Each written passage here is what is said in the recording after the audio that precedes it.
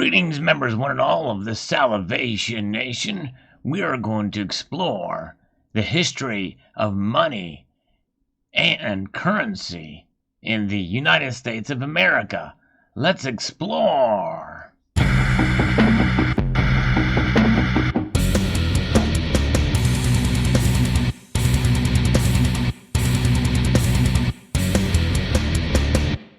Yes, this is an infographic created by goldsilver.com, and I think it's quite intriguing looking at the history of money and currency in the United States of America since its founding in 1776. This is a scrollable infographic, and I think it's quite interesting indeed to see how this has happened here. Of course, we had a bimetallic standard for quite some time. As you know, Article 10 of the Constitution talks about silver and gold as money and as to use for the states. Well, it all starts back on April the 2nd, 1792, when the Coinage Act was founded, and henceforth we had the U.S. Mint was created, and then from that, in 1794, we had silver dollars first formed. I will say that even though gold and silver are deemed money in the Constitution, I believe copper is as well. And in 1793, we had the first coin ever produced by the United States Mint, and that was the strawberry cent there. Very nice. So here we have the silver dollars. We had the flowing hair, which was 90% silver, and the draped bust dollar, which was 89.2% silver. And then we had the capped bust $10 and $5 coins there, 91.7% gold. And so we can see here this bimetallic system with gold and silver was coins. And then we had the United States Treasury was in control of all of this.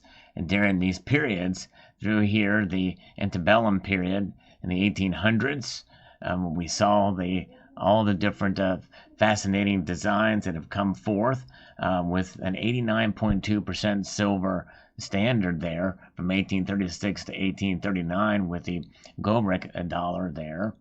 And then from 1838 to 1907, we had the Coronet Liberty Head.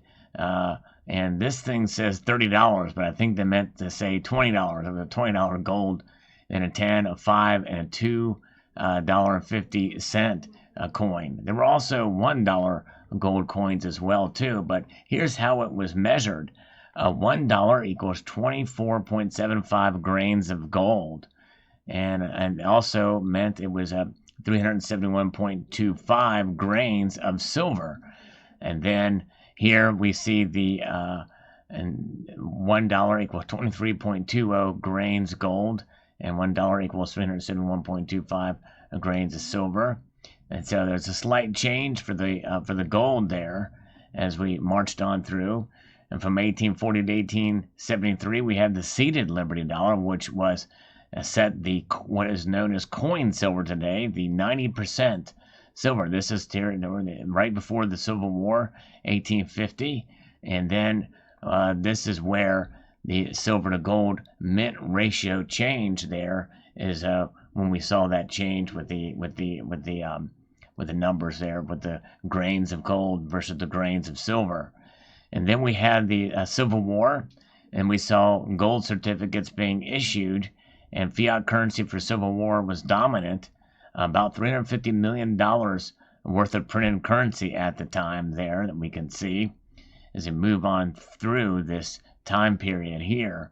And so that's when you first started to see paper money start to be utilized. In fact, the Confederates utilized paper currency, and there was some counterfeiting that was tried and attempted on both sides, and it was a mess, and a lot of that paper became worthless in due course during the course of the war here.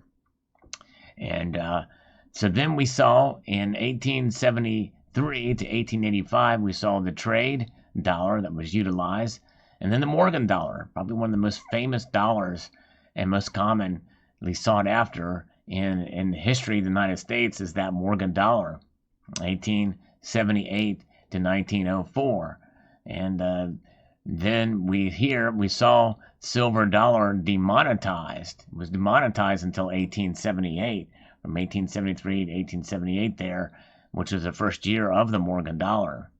And then in 1875, we have Social Repayment Resumption Act. By 1879, all paper currency redeemed for gold. And then we have silver certificates being issued in 1878, which was the same year as the Morgan dollar was created. So we're starting to see kind of a fracturing here of the system. In 1875, we had a gold standard, and the U.S. dollar was 100% backed by gold. 100%. Pretty fascinating indeed, as we saw these 90% gold coins being issued here and utilized for trade. And then, of course, we saw the revitalization of coin design under the Roosevelt era. In 1905, he was inaugurated there, and we see these coins being designed by Augustus St. Gaudens, and the designer of these, what's known as sunken relief Indian head $5 and $2.50 gold coins. And then we have the St. Gaudens $20, considered to be one of the most beautiful gold coins ever produced. And then in 1921, we saw the transition from the Morgan. From 1904 to 1921, there were no Morgans minted, but then in 1921, they did mint the Morgan dollar, and then the peace dollar, the transition, which ran through 1928, and then again in 1934 and 35, 90% silver. So there we go. We see it, and this is the time when the Federal Reserve was in control in 1913. So we have the transition from this United States Treasury being in control to the Reserve Act of Federal Reserve Act of 1913, which is the beginning of the end of the gold standard for sure. And same year of the Federal Reserve Act, just earlier, a month or so earlier, in October, was the first U.S. income tax. And then it was December of that year that the Federal Reserve Act was created. And then in 1914, well, we have what we have today, the Federal Reserve Notes. Interesting indeed. And so then we moved into what's known as the gold exchange standard, where the U.S. dollar was 40% backed by gold. So the dollar only 40% backed by gold, debasement essentially of the monetary system. And then as we move into the Great Depression, we have Executive Order 6102, which was a private gold recall, which made it illegal for all U.S. citizens to own gold, and they would buy it back. And then in 34, we saw the Executive Order 6814, with silver bullion recalled, coins were excluded. Yes, indeed. Interesting. And then in 1944, the U.S. dollar only redeemable for gold by foreign banks. That started with the Bretton Woods Standard. Only foreign gold held the U.S. dollar tied to gold at $35 an ounce. All foreign currency backed by the U.S. dollar, which was tied to gold at a set price. Yes, indeed. And so there we have this thing again as under the Federal Reserve System, and these executive orders from 1933 to 1974.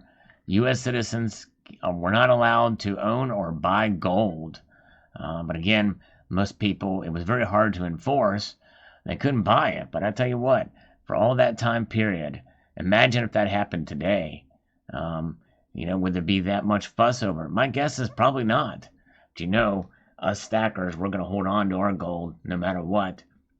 So in 1964, we all know what happened. That was the last year that silver coinage ceased. Under Lyndon Baines Johnson, however, as noted in a prior video, there were 1964 coins, silver coins, minted well into 1966, believe it or not. All right. And then we move away from silver coinage into clad coinage. So from 1964 to 1970, and by the way, the 1970 half dollar was, even though it was 40% silver, was only issued in sets. So in circulating half dollars were 40% silver from 1965 to 1969. So from 1971 to 78, the Eisenhower large dollar was the last dollar, large dollar ever produced, and has no silver in it at all. And then obviously from 1969 or 1971 onward, there was no silver in the half dollars. And from 1965 onward, the clad coinage produced, obviously no silver there. So in general, there were no more silver coins produced after 1966, specifically. And of course, a nickel, dime, all coinage now contains no silver. So we've abandoned silver in our coinage, and but then it was in 1974 where President Ford has legalized private ownership of gold. About time. And then we saw, after the Bretton Woods system, and a full abandonment of the gold standard completely. And then after 1968, silver certificates were no longer redeemable for silver. That is when the complete abandonment of the silver standard for sure. And this led us to Nixon taking us completely off the gold standard in 1971. I believe it was August that year when he made the announcement. It was supposed to only be temporary, according to people who met in the room where they discussed this. And but fascinating indeed, and this at a time of war. World War II had ended and moved on after Bretton Woods, and the Vietnam War, which was really a conflict, started, a long conflict from 1965 to about 1975, and it was quite something. And then from 1971, well, the dollar was not backed by gold, and no backing of gold or any other tangible asset. So the only thing that gave the dollar its value was by government decree, which is known as fiat.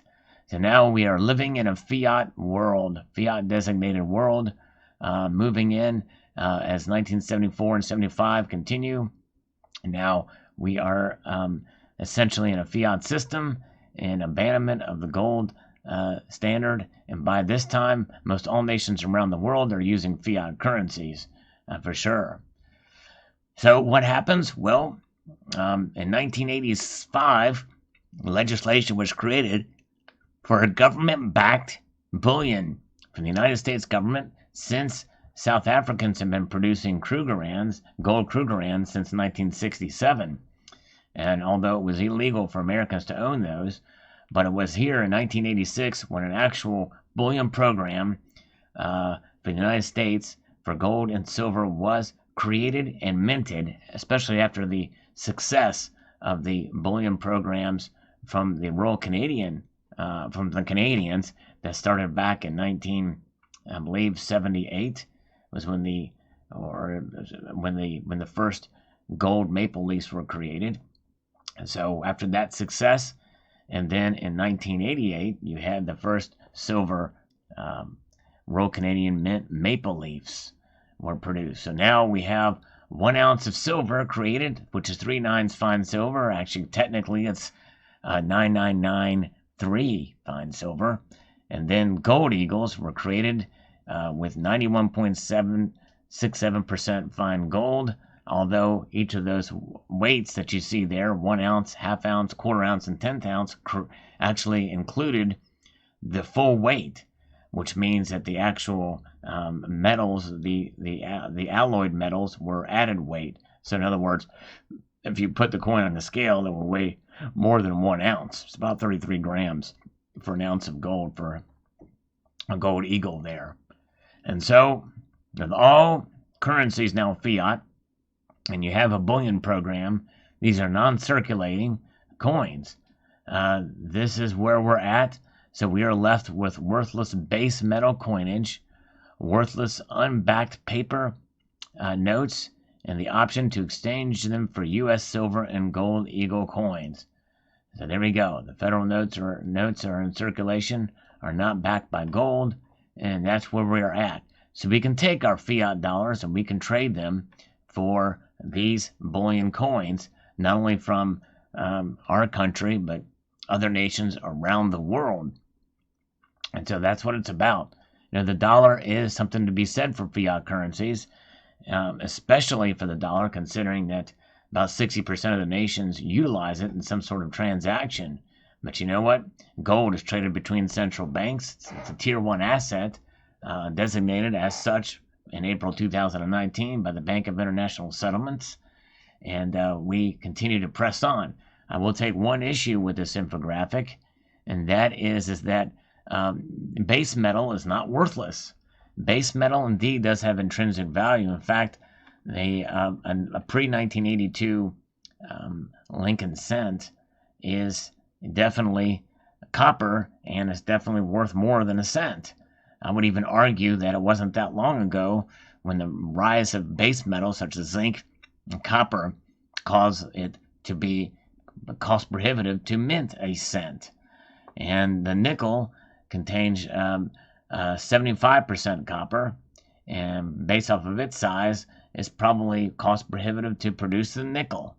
And so there is something to be said for copper and some base metals. However, make no mistake, gold and silver are really the king of the metals out there, monetary metals, for sure. But as of right now, and in this system, you can see it wasn't really that long ago when we abandoned that system. And with the way technology is going these days, it may be quite a while before we see any kind of transactions utilizing the metals themselves. But we could possibly have digital currencies that are backed by the metals and find some sort of system to be able to hold it accountable so that it is not corrupted by humans.